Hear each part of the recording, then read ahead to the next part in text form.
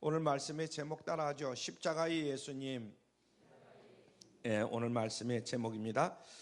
오늘부터 이제 순환주간, 고난주간, 순환주간이라고도 하고 고난주간이라고도 하죠. 그래서 순환주간, 고난주간이 시작되는 아주 뜻깊은 날입니다. 사복음서에 나오는 모든 순환의 이야기는 제자들의 배반, 그리고 제자들의 도주, 그리고 예수님의 체포, 신문, 십자가상의 주님의 장사, 이런 말씀들이 쭉 등장하고 있습니다. 이 순환의 시간이 예수님의 공생의 사역에서 가장 힘들고 암울한 그런 시기이지만은 곧 이어서 부활의 기쁨이 우리에게 주어지는 거죠. 부활의 영광과 승리로 연결되어서 주님의 구원 사역의 절정을 이루는 그런 아주 뜻깊은 한 주일이다, 이렇게 말씀드릴 수가 있습니다.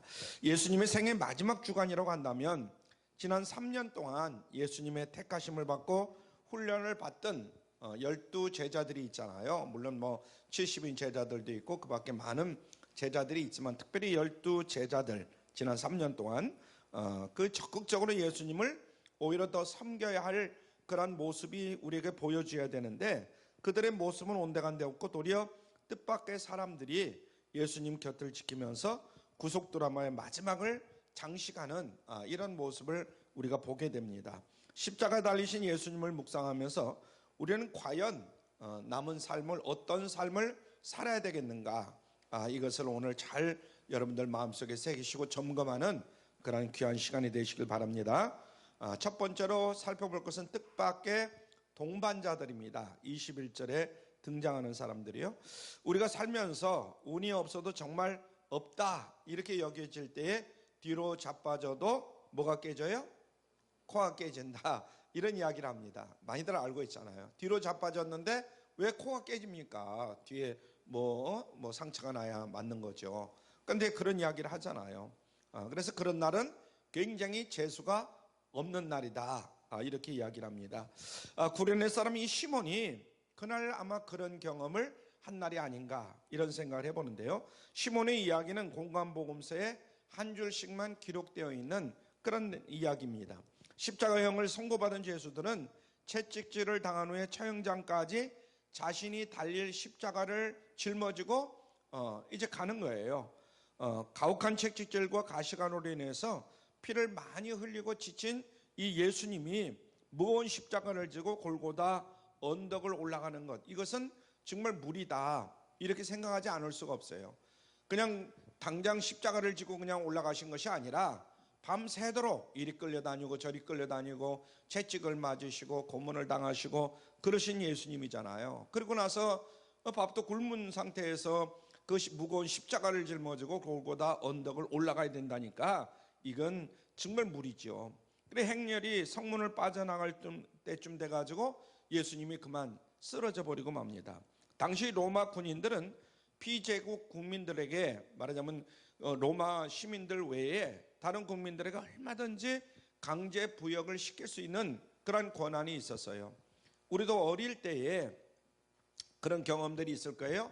이 도로라든가 이런 걸 막 닦고 이럴 때에 그래서 불러내가지고 동네 사람들 불러내가지고 그런 일을 시킵니다. 꼼짝 못하고 어떤 보수를 받는 것이 아니고 나가서 동네 일을 하는 거예요. 그 부역 일을 하는 겁니다. 그런 일이 있었어요. 그러니까 로마 시절 2000년 전 얘기니까 로마의 속국으로 있을 때에 우리나라가 일제 36년에 그 지배를 받을 때에 일본 사람들이 우리 속된 얘기로 그냥 일본 놈들 그러잖아요. 일본 사람들이 불러내면 일본 사람들이 말을 들을 수밖에 없는 게 그 당시 지배를 받는 그런 사람들의 모습이었다, 이렇게 볼 수가 있습니다. 그래서 마태복음 5장 41절에 보면 억지로 오리를 가게 한다, 이런 말씀이 있어요.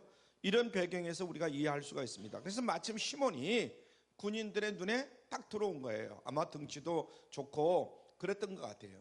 그래서 쭉 사람들이 서 있는데 구경을 하는데 예수님은 쓰러지고 이제 십자가를 짊어질 정도가 못 되니까 떡 보니까 시몬이라는 사람이 떡 서 있는 거예요.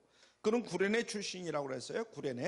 구레네라는 것은 아프리카 북동부에 위치한 도시로서 현재 리비아의 수도, 리비아라고 있잖아요. 리비아의 수도 이 트리폴리에 해당되는 그런 도시다 이렇게 볼 수가 있습니다. 그래서 이곳에서도 유대인들의 회당이 있었던 것 같아요. 구레네는 유대인의 거주지 중 하나였을 것이다 이런 생각을 해봅니다. 그래서 시몬이 유월절을 맞이해 가지고 예루살렘에 올라왔다가 군인들에게 붙들려서 강제로 이제 예수님의 십자가를 짊어지는 이런 일을 당하게 됩니다. 구레네 시몬이. 여러분이 시몬이라고 하면 그때 어떤 반응을 보였을까? 여러분들이 만약에 경우 시몬이라고 생각해 봐요. 그때 어떤 죄인이 십자가를 짊어지고 끌려가는 것을 구경하려고 하는데 예수님이고 뭐고 지금 생각을 안 하고 어떤 죄인이 십자가를 짊어지고 지금 이제 십자가 처형을 당하러 올라가는 거예요. 그걸 구경하는 가운데에 그냥 십자가를 짊어지지 못할 그럴 정도로 이제 쇠약해 있는 그런 예수님이시죠. 그 죄인이란 말이에요. 그래서 자기가 잘못해서 시몬이 잘못해서 십자가를 지는 것이 아니라 그냥 구경하러 왔다가 예루살렘 들렸다가 구경 마침 지나가는 그런 무리가 있으니까 바라보고 있다가 그걸 보고 십자가를 짊어져야 하니까 얼마나 황당하겠는가. 아마 골고다까지 계속해서 투덜투덜하면서 짊어지고 가지 않았겠는가 이런 생각을 해봅니다. 빨리 십자가를 이제 처형장에 골고다에다가 내려다 놓고 예루살렘을 빨리 떠나고 싶은, 창피하기도 하고 내가 이게 무슨 일이야 그런 생각을 하고 아마 떠나가고 싶었을 거예요. 이후에 이제 시몬이 어떻게 됐는지 성경에는 자세하게 언급되어 있질 않아요. 그 후에 시몬이 어떤 대우를 받고 어떤 처지에 놓였는가 뭐 등등 이런 것은 전혀 나와 있질 않아요. 그런데 오늘 본문 21절에 약간은 추측할 수 있는 단서가 거기에 있는데 성경에서 특정한 사람을 소개할 때 보통 누구의 아들 이렇게 소개를 합니다. 누구의 아들. 그렇죠? 우리가 성경을 쭉 읽다 보면 누구 쭉 하는데 부모부터 쭉 나오기도 하고 그러잖아요. 그런데 본문에 보면 거꾸로 시몬을 알렉산더와 루포의 누구라고 그랬어요? 아비라고 그랬어요. 자, 21절 거기 보면 마침 알렉산더와 루포의 아비인 구레네 사람 시몬이 그렇게 기록되어 있잖아요. 그러니까 시몬을 얘기할 때에 그 아들들 알렉산더 루포의 아비다 이렇게 소개를 하고 있어요. 마가복음 독자들이 아버지인 시몬의 이름은 모르더러 이제 아들인 알렉산더와 루포의 이름은 잘 알고 있을 것을 아마 생각하고 그렇게 기록했던 것 같아요. 그렇죠? 십자가를 지고 가는 동안 아니면 그 후에 시몬에게 어떤 변화가 나타난 것은 아닐까. 아마 시몬이 예수님을 믿게 되었고 그의 아들들도 믿게 되었지 않았겠는가 이런 생각을 해봅니다. 그래서 이왕 거기까지 간 김에 시몬이 십자가를 짊어지고 그 언덕을 올라가면서 여러 가지 생각도 많이 했을 거예요. 이런 추론이 맞는다면 시몬이 예수님의 십자가를 대신 지신 그날은 아마 억색의 재수 나쁜 날이 아니라 억색의 재수 좋은 날인 줄 믿으시길 바랍니다. 우리도 그런 경우 있잖아요. 뭐 예수를 믿는다고 그래가지고 어떤 때로 보면 그 일을 감당해가지고 열심히 하다 보면 처음에는 힘들죠. 그런데 나중에 끝나고 보면 보람이 있고 가치 있고 야 내가 정말 보람 있는 일을 했다. 여러분들이 전도를 할 때도 그렇고 여러 가지로 그런 일을 당할 때가 많습니다. 누가복음 23장 26절에 의하면 이런 말씀이 있어요. 그에게 십자가를 지어 예수를 쫓게 하더라. 같이 읽죠. 시작. 그에게 십자가를 지워 예수를 쫓게 하더라 그랬어요. 복음서에서 쫓게 하더라 이 동사는 그 제자들에게 사용되는 단어인 것을 우리가 알 수가 있습니다. 시몬의 행동은 십자가를 지고 따르지 못한 제자들의 모습과 크게 대조되는 거예요. 다른 제자들은 다 도망갔잖아요. 그런데 시몬은 거기에 있다가 예수님의 십자가를 지금 짊어지고 쫓아가게 되는 거예요. 로마서 16장 13절 말씀 봅니다. 시작. 주 안에서 택하심을 입은 루포와 그 어머니에게 문안하라. 그 어머니는 곧 내 어머니니라.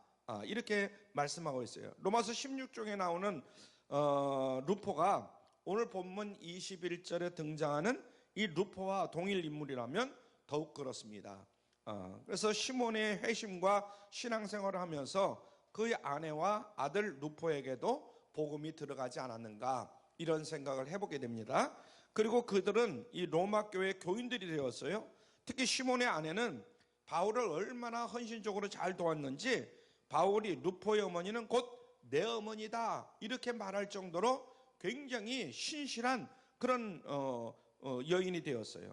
성경에 시몬의 아내의 이름은 나오질 않죠. 누구라고? 그러나 박해와 고난 속에서도 이름 없이 빚도 없이 복음을 위해서 헌신하고 충성하였기 때문에 바울은 로마서를 마무리하면서 동역자들에게 그 여인을 문안하라 이렇게 당부를 하고 있는 것을 우리가 알 수가 있습니다.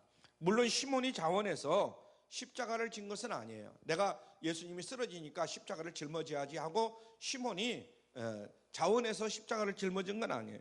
그런데 십자가를 졌더니 엄청난 하나님의 복이 임하게 된 줄로 믿으시길 바랍니다. 다시 말씀드리지만 우리들도 그렇잖아요. 내가 일부러 짊어지려고 해서가 아니라 직분이 그러니까, 사명이 그러니까 짊어지다 보니까 그것이 은혜가 되고 오히려 나에게 축복이 되더라. 시몬이 지금 그렇게 된 거예요. 엄청난 하나님의 복이 그 가정에 그에게 임했던 것이죠. 그래서 지기 전에는 무겁게 느껴지지만 막상 지고 나면 가벼워지고 기쁨이 오고 감격이 오는 것이 바로 주님의 십자가인 줄로 믿으시길 바랍니다. 그래서 우리가 맡은 사명, 직분 또 아니면 뭐 해야 될 여러 가지 그런 사역들을 보면은 힘들고 어려울 수 있어요. 그러나 그 일 힘들지만은 그것을 감당하다 보면 오히려 기쁨이 있고 즐거움이 있고 보람이 있고 가치가 있다 이런 얘기입니다. 시몬은 뜻하지 않게 예수님의 동반자가 되었어요. 그는 예수님이 아주 힘들어 하실 때에 예수님의 십자가를 대신 지시고 예수님의 뒤를 따라간 유일한 사람이 되었던 것을 우리가 알 수가 있습니다. 사랑하는 성도 여러분, 재수 없는 날을 수지 맞는 날로 은혜의 날로 변화시키는 분이 바로 주님이신 것을 깨달을 수 있길 바랍니다. 재수 없어. 내가 어떻게 하다 보니까 교회 나갔더니 말이야 뭐를 시키고 뭐하고 해서 그런 경우 있잖아요. 재수가 없는 게 아니라 재수가 있는 날이다 이런 얘기입니다. 아멘. 그렇습니다. 우리에게 찾아온 고난이 예수님을 오히려 만나게 되고 예수님을 더 깊이 알게 되고 예수님이 베푸신 은혜를 경험한다면은 그 고난은 저주가 아니라 오히려 나에게 축복이 됨을 믿을 수 있기를 바랍니다. 두 번째로 십자가에 달리신 예수님을 살펴봅니다. 21절로부터 27절까지인데요. 군인들은 예수님을 끌고 골고다라는 곳에 이제 이르게 되는 거죠. 골고다는 해골이라는 그 뜻을 가지고 있어요. 그 언덕의 모양이 사람의 해골 모양으로 되어 있기 때문에 아마 이 골고다 해골이라는 이름이 붙여진 것 같습니다. 지금 가면 잘 그걸 몰라요. 그런데 아마 2000년 전에는 그 모양이 아마 사람들도 안 살고 그러니까 아마 그런 것 같아요. 이 골고다는 예루살렘 외곽에 위치한 곳인데 예루살렘으로부터 아주 멀리 떨어져 있지 않는 그런 동네입니다. 그래서 공개 처형 방식인 십자가형을 처할 때에 골고다 언덕으로 올라가 가지고 언덕에서 십자가형을 많이 처형했던 그런 장소 같아요. 군인들이 예수님을 십자가에 못 박기 전에 먼저 물약을 탄 포도주를 예수님에게 줍니다.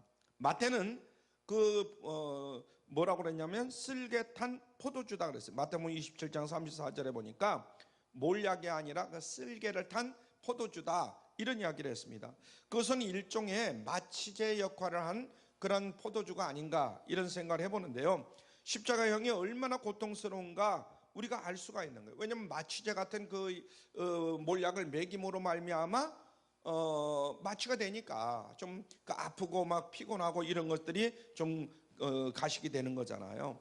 그러니까 예수님은 그 몰약을 마셔야 되는데 마시지를 않는 거예요. 그죠?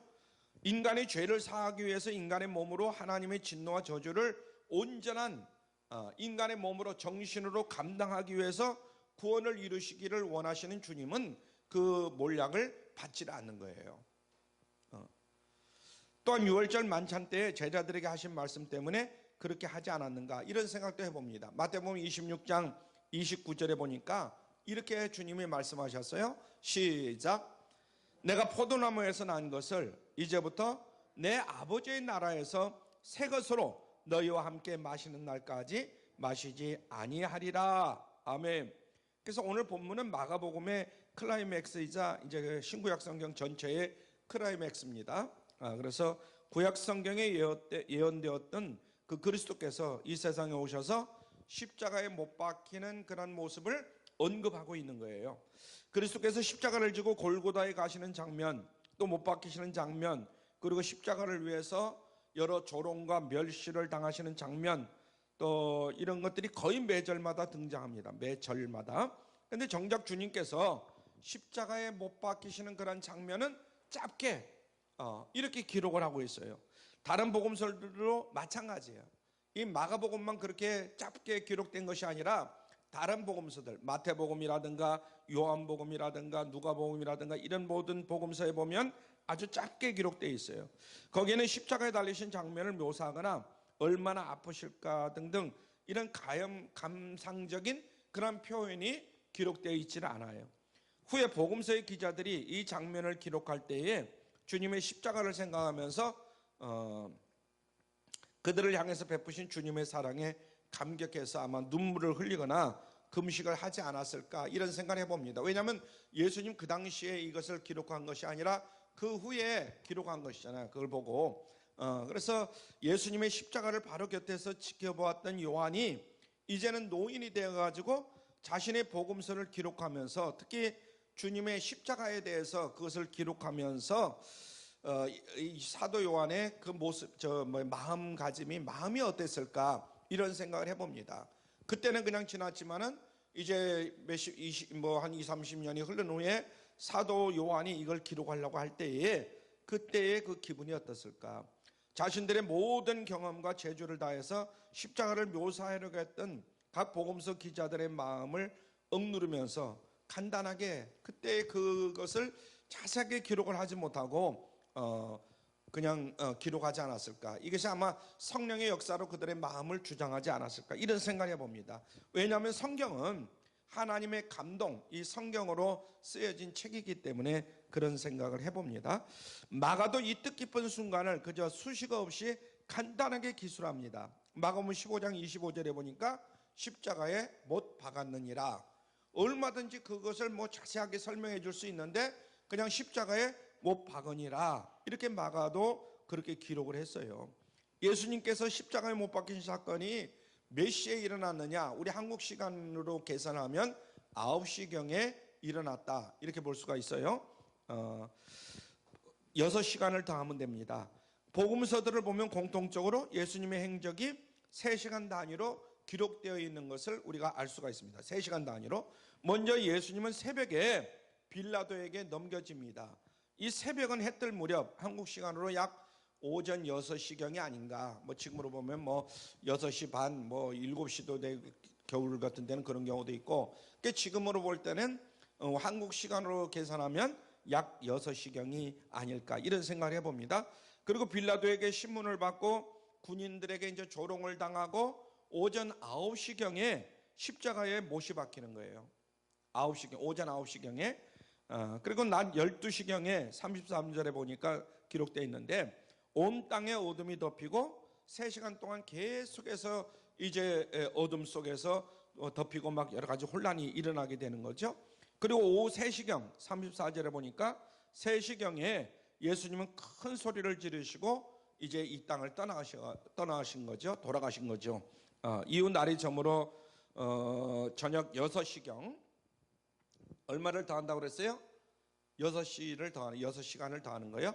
6시경 42절에 아리마대 요셉이 예수님의 시신을 가져다가 장사를 지내는 이런 장면이 기록되어 있습니다.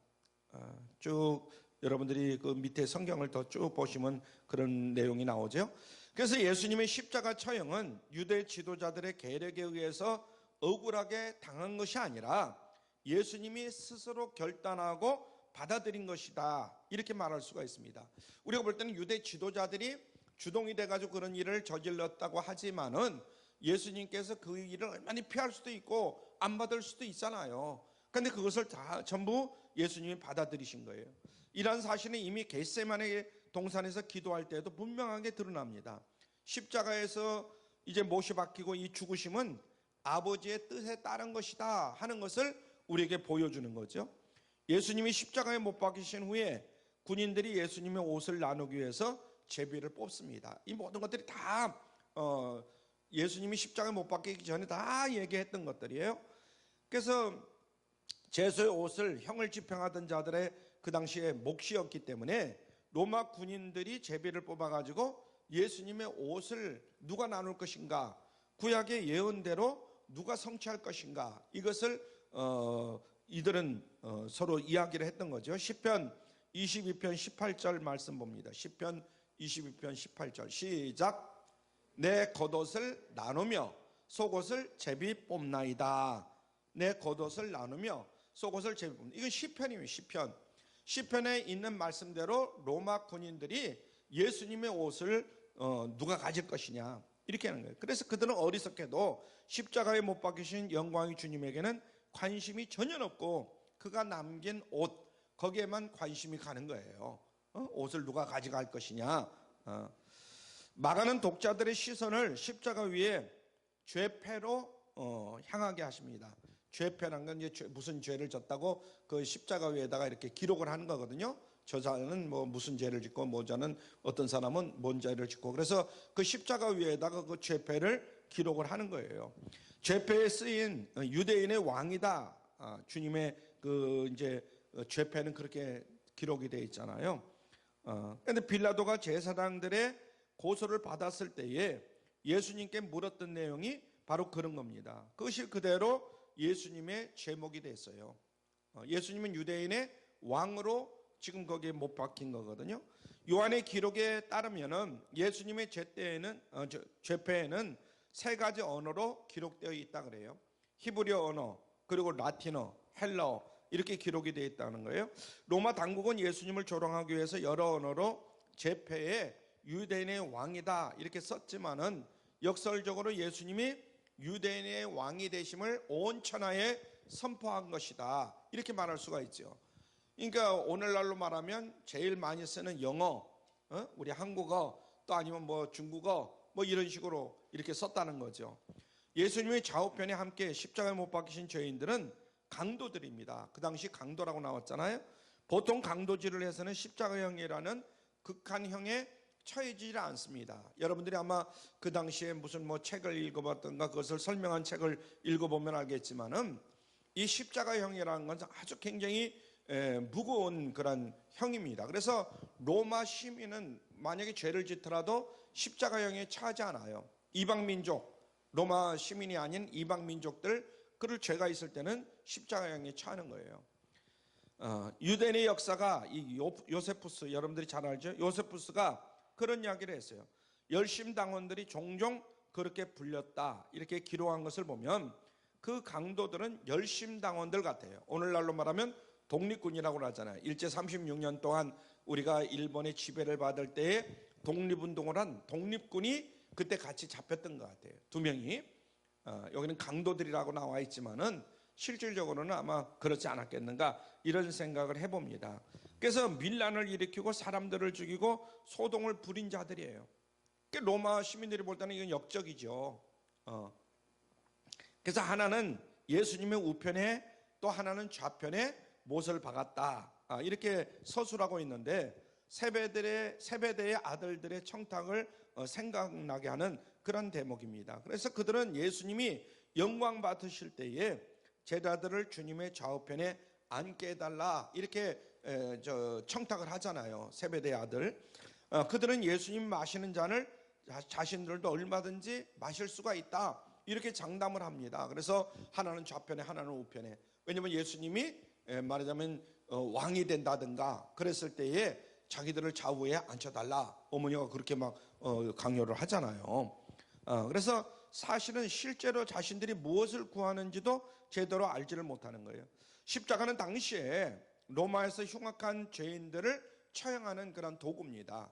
아주 뭐 살인죄라든가 아주 지독한 죄인들을 처형하는 도구예요. 그런데 예수님이 그런 십자가에서 지금 누구와 못이 박히느냐 하면 강도들과 함께 못이 박히는 거예요. 십자가는 하나님 앞에서 우리가 어떠한 죄인인지를 분명하게 보여주는 그런 모습이다 이렇게 말할 수가 있습니다. 자신을 괜찮은 자다 이렇게 생각을 하고 있는 여러 성도들이 계실지 모르겠지만은 사실 우리는 모두가 다 어떻게 보면 오늘날 십자가에 못이 박혀야 할 그러한 죄인들인 거예요. 그죠? 우리들 죄를 생각할 때에 흉악한 죄인들이죠. 예수님은 그런 우리의 모든 죄를 대신해서 십자가를 지시고 하나님의 진노를 대신 받으신 것이다 하는 것을 우리가 잊어서는 아니 될 줄 믿습니다. 예수님께서는 살아계실 때도 죄인들과 함께 계셨어요. 여러 제자들이라든가 유대인들이라든가 죄인들과 함께 계셨고, 죽을 때도 죄인의 친구가 되어서 돌아가셨다. 우리 죄를 위해서. 실제로 두 강도 중 한 사람은 주와 함께 낙원에 이르게 되죠. 누가복음 23장 43절에 보면 거기 나옵니다. 자, 세 번째로 살펴볼 것은 마지막 유혹입니다. 마지막 유혹. 29절부터 32절까지 말씀입니다. 마가는 십자가에 못 박히신 예수님에 대해서 세 부류의 사람들의 반응을 기술합니다. 첫째 부류의 사람은 지나가는 사람들이에요. 이는 그들이 처음부터 십자가 사형 장면을 구경하기 위해서 모인 자들이 아니다 하는 것을 우리에게 보여주는 겁니다. 그들은 자기 머리를 흔들면서 무기력하게 십자가에 매달리신 그 예수님을 모욕하는 거예요. 아니, 자기도 구원받지 못한 주제에 무슨 메시아라고 말하고 있는가? 그러면서 빈정대는 거예요. 아, 성전을 헐고 사흘에 짓는 자여, 네가 너를 구원하여서 십자가에서 내려와 봐라. 그러면서 예수님을 아주 모욕합니다. 오늘날도 세상 사람들이 그리스도의 능력과 영적인 말씀을 이야기를 하면 그 의미를 모른 채 어리석은 조롱을 퍼붓는 경우가 굉장히 많아요. 실로 예수님의 십자가는 세상 사람들에게 볼 때는 아이고, 저렇게 미련하고 어리석은 자들이 있는가, 이런 이야기를 합니다. 오늘날도 여러분들이 그 인터넷이나 이런 데 보면은 그 예수를 믿는 사람들, 예수님을 따르는 그런 사람들을 향해서 얼마나 세상 사람들이 비평하고 있는지 몰라요. 아주 우리는 미련하고 정말 아무런 철도 없는 그런 사람들로 취급을 하는 거예요. 그러나 십자가는 구원받은 성도들에게는 하나님의 능력인 줄 믿으시길 바랍니다. 고린도전서 1장 8절의 말씀이 나오잖아요. 자, 두 번째 부류의 사람들은 대제사장과 서기관들입니다. 한번 따라하죠. 대제사장과 서기관들. 마가복음 15장 31절 하반절부터 32절에 보면 이렇게 말씀했어요. 시작. 저가 남은 구원하였으되 자기는 구원할 수 없도다. 이스라엘의 왕 그리스도가 지금 십자가에서 내려와 우리로 보고 믿게 할지어다. 아멘. 대제사장과 서기관들의 그런 모습이죠. 유대교에 의하면 메시아는 하나님의 그런 신적인 대리인으로서 하나님의 종말론적인 심판을 통해서 악인을 심판하고 의인을 구원하는 그런 메시아예요. 그런 관점에서 볼 때 메시아가 이 십자가에 달린다 하는 것은 정말 유대인들이 볼 때는 이건 말도 안 되는 소리입니다. 더욱이 나무에 달린 자는 하나님께 저주를 받은 자들이 나무에 달린다, 이렇게 성경이 기록되어 있어요. 신명기 21장 23절에 보면 그렇게 기록되어 있습니다. 예수님이 메시아가 아니라는 확신을 갖게 할 수 있는 그런 말씀이라고 이렇게 볼 수가 있겠습니다. 종교 지도자들은 예수님이 스스로 십자가에서 내려오라, 그러면 우리가 그것을 믿겠노라, 이렇게 이야기를 합니다. 십자가에서 매달려 있는데 내려와봐라 이거야, 그러면 믿겠다, 이런 이야기를 해요. 예수님이 40일 금식 기도를 마친 후에 우리가 이제 예수님이 시험을 받으시는 장면이 나오잖아요. 처음에 그 40일 금식 기도를 마친 후에 받으신 시험이 뭡니까? 높은 성전에 끌고 올라가 가지고 성전에서 뛰어내려 보라, 이렇게 이야기를 하잖아요. 그러면 우리가 너를 인정해 주겠노라 이러잖아요. 주님은 그때 마귀 사탄의 요구를 말씀으로 물리치신 줄로 믿으시길 바랍니다. 십자가의 주님 또한 그들의 요구대로 하질 않았어요. 오늘 보니까 예수님도 지금 십자가에 못 박히셨을 때 그런 요구를 받아들이질 않습니다. 극한 상황 속에서도 예수님은 끝까지 하나님의 뜻에 따라서 움직이시는 것을 우리가 알 수가 있습니다. 그래서 자신을 다시 살리실 하나님 아버지의 약속을 믿기 때문에 예수님은 그렇게 행동을 하신 것이죠. 오직 말씀을 신뢰하고 상황과 한계를 극복하는 것이 참된 믿음인 줄로 믿으시길 바랍니다. 하나님의 아들에 대한 반응을 통해서 그들 스스로가 신성 모독죄를 범하고 있는 것이다, 이런 얘기입니다. 그때 예수님이 그들에게 내려오지 못하는 것이 아니라 안 내려온 것이다, 이런 소리를 질러줄 법도 하신데 예수님은 잠잠하신 거예요. 아무 소리도 내지도 않는 것이에요. 이사야서 53장 7절 우리가 지난주에 금요일 날도 살펴봤지만은 한번 같이 읽죠. 시작. 그가 곤욕을 당하여 괴로울 때도 그의 입을 열지 아니하였으며 마치 도수장으로 끌려가는 어린 양과 털 깎는 자 앞에서 잠잠한 양같이 그 입을 열지 아니하였도다. 아멘. 하나님의 뜻을 따라 묵묵히 죽임을 당하시는 그런 모습이 바로 예언의 성취가 아닌가 이런 생각을 해봅니다. 세 번째 부류는 예수님과 함께 십자가에 못 박힌 그런 강도들입니다. 따라죠. 예수님과 함께 십자가에 못 박힌 강도들. 그들은 자기들의 죄에 대해서 회개함이 없이 십자가에서 죽는 순간까지 죄 없는 예수님을 정죄하면서 멸망하는 자들의 최후의 모습을 보여주는 그러한 장면이다 이렇게 볼 수가 있습니다. 물론 우리는 그 두 강도 중에 한 사람은 회개하고 예수 그리스도를 구주로 영접하고 구원을 받았음으로 이제 그렇게 알고 있어요. 그런데 마가는 오늘 말씀에서 그것을 이야기하고 있지는 않습니다. 강조하지 않아요. 그가 어떤 과정을 통해서 자신의 죄를 깨닫고 회개하게 되었든지 우리는 알 수가 없어요. 분명한 것은 성령의 초자연적인 역사로 그가 구원을 받았다. 한 강도는 구원을 받았다. 이것을 우리가 알 수가 있는 것이요. 그래서 사람들은 십자가에 달리신 예수님을 조롱하고 멸시를 합니다. 마가복음 15장 30절에 보니까 이렇게 조롱을 해요. 시작. 네가 너를 구원하여 십자가에서 내려오라. 지금 십자가에서 내려와 우리가 보고 믿게 할지어다. 이렇게 조롱을 하는 거예요. 이 같은 조롱은 마귀 사단이 마지막으로 유혹하는 그런 장면이에요. 예수님은 자신의 권능으로 당장이라도 십자가에 내려올 수 있는 그런 예수님이신 줄 믿습니다. 아멘. 그러나 만일 예수님이 십자가에서 죽지 아니하신다면 인류 구원은 불가능한 거예요. 십자가에서 일단 죽으셔야 되는 거예요. 그렇기 때문에 예수님은 이 유혹을 견딜 수가 있었던 거죠. 자기의 사명을 깨닫고 그리고 십자가에서 돌아가셨어요. 자기 목숨을 많은 사람의 대속물로 바쳤던 것을 우리가 알 수가 있습니다. 종교 지도자들은 이렇게 소리쳤습니다. 저가 남은 구원하였을 때 자기는 구원하지 못했다. 이렇게 얘기해요. 그 당시 종교 지도자들. 그들의 말대로 예수님은 많은 사람들을 구원하셨고 또 구원할 수 있었지만은 자신만 살겠다고 십자가에서 이거 난 모르겠다. 나라도 살아야 되겠다고 내려오시지 않으셨다 이거예요. 그래서 하나님은 악인들을 통해서도 진리를 선포하게 하시는 줄 믿으시길 바랍니다. 우리가 가끔 보면 저 사람 분명히 예수를 믿지 않고 구원받지 않은 사람이에요. 그런데도 불구하고 말하는 거 보면 정말 예수님을 증거하는 그런 말을 하는 경우가 굉장히 많이 있을 수 있어요. 죽으면 지옥 갈 사람이지만 스스로가 그런 이야기를 합니다. 이 시간 우리의 자세는 어때야 되는가? 우리의 자세 다시 한번 살펴봅니다. 첫 번째로 믿음을 점검해야 됩니다. 한번 따라하죠. 믿음을 점검하자. 예수님을 조롱하고 해를 끼치던 무리들의 행동은 다 성경에 기록된 예언된 것들이에요. 빌라도가 예수님을 십자가에 못 박도록 내어준 행동, 그것도 역시 성경을 이루기 위해서 그런 거예요.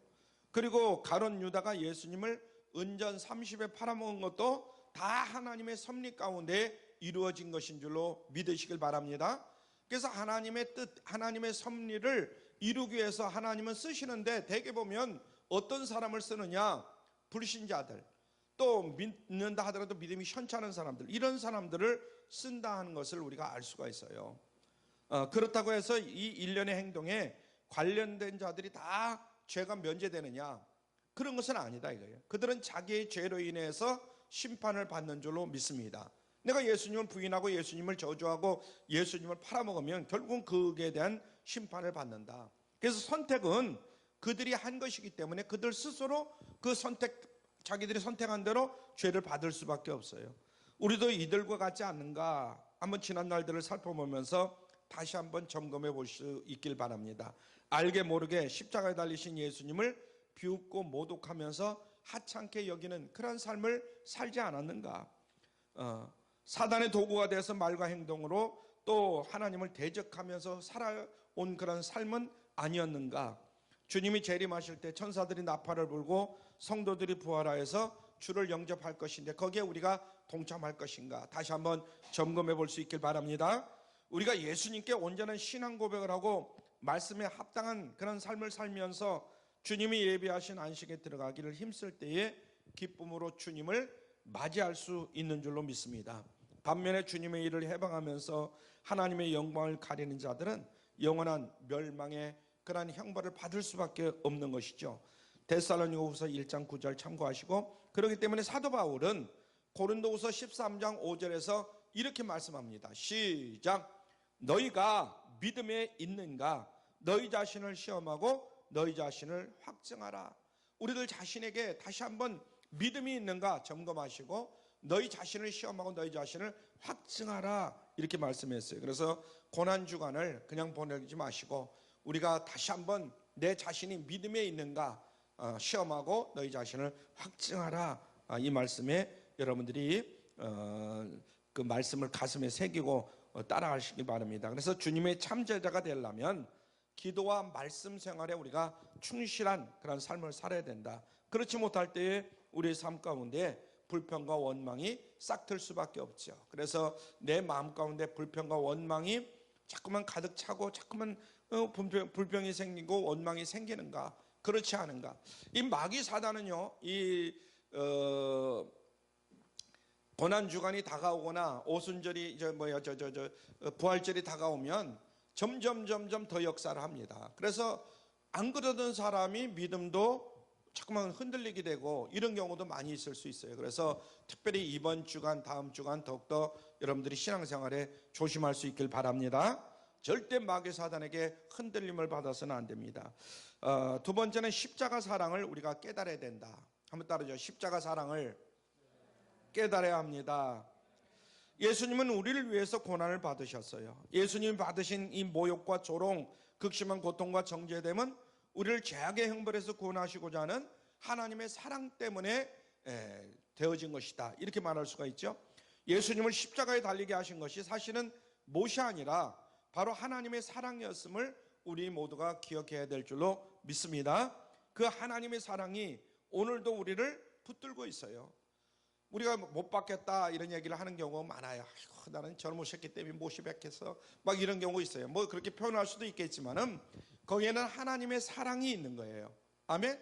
내 자식 때문에 내 누구 때문에 내가 못이 바뀐 게 아니라 그 사람을 사랑하고 그 사랑이 나와 같이 연결되어 있는 거예요. 그래서 그 끈질긴 사랑을 우리가 깨달을 때에 우리는 감격하지 않을 수가 없는 것이죠.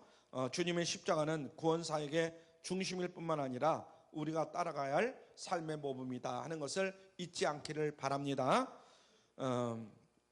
왕이신 주님은 우리를 주의 백성으로 삼아주셨고 또한 주님이 자신의 십자가의 길을 따라가도록 우리를 인도하고 계십니다. 그 길은 주님처럼 사랑하고 섬기고 희생하는 길이다. 한번 따라하죠. 사랑하고 섬기고 희생하는 길이다. 주님을 따르는 게 그냥 말로만 따라가는 것이 아니라 더욱더 사랑하고 섬기고 희생하는 그런 삶이 우리에게 따라야 된다. 그리고 그 십자가의 길을 따라간 모든 백성에게 왕이신 주님과 함께하는 부활의 영광에 참여하는 축복을 주시는 줄로 믿으시길 바랍니다. 십자가 사랑을 깨달을 때 우리는 비로소 주님의 그 십자가의 사랑을 전할 수가 있게 되는 것이죠. 말씀을 맺습니다. 십자가는 예수님의 고난의 상징이요 아울러 우리의 구원의 상징이다. 이렇게 말할 수가 있습니다. 죄로 인해서 하나님과 막혔던 모든 담벼락이 무너지고 잃었던 관계를 회복하는 화해의 상징인 것을 다시 한번 깨달을 수 있길 바랍니다.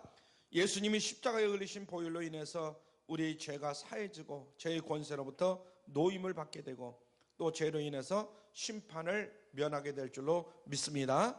십자가의 사건은 그저 2000년 전에 유대 땅에서 한 번 일어난 이례적인 사건이 아니라 우리들 속에서 계속해서 일어나고 있는 사건이다 하는 거 잊지 마시길 바랍니다. 그래서 우리가 진심으로 예수님을 구주로 영접할 때에 주님이 흘리신 보혈이 우리의 모든 죄와 허물들을 씻겨내시고 우리를 죄악에서 깨끗게 하시는 줄 믿으시길 바랍니다. 우리 모두 2023년 고난주간을 오늘 이제 맞이하면서 과연 우리가 하나님을 기쁘시게 하는 그런 신앙생활을 했는가, 한번 점검해 볼 수 있길 바랍니다. 내가 과연 어떤 삶을 살았는가? 주님이 우리를 통해서 원하시는 것이 무엇인가? 한번 생각해 보시길 바랍니다. 고난주간에 그동안의 신앙생활을 한번 돌아보시고 주님의 사랑을 묵상하면서 주님이 누구신지 알고 주님에 대한 사랑과 열정을 회복하는 여러분들 되시길 바랍니다. 주님과 동행하면서 역동적으로 섬기기를 다짐하면서 어느 때보다도 정말 의미 있는 이런 고난주간을 보내시기를 주님의 이름으로 축원합니다.